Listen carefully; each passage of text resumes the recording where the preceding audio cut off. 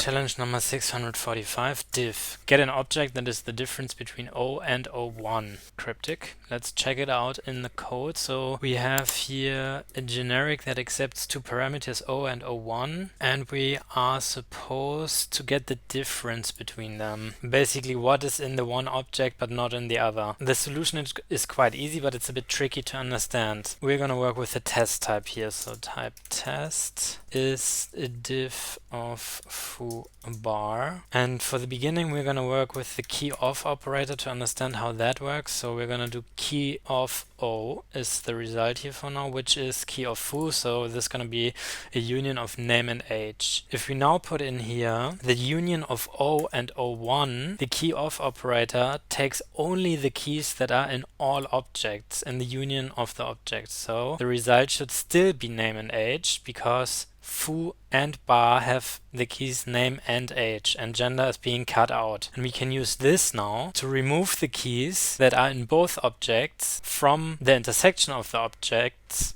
to get all the keys that are not in both objects, meaning getting all the keys that are only in one object. And we can do this by omitting the keys we just got from the intersection of O and O1. And as you can see here, we get for foo bar gender number, which is also exactly what's expected. And it's a very concise solution, but it's tricky to understand. So let me walk you through it again. We're omitting from the intersection of the two objects, which is basically everything put together. We are omitting the keys that are in both objects. So we put everything together and take out what's in both, so we're left with what is in only one of the objects. If this video was helpful to you, please like and subscribe.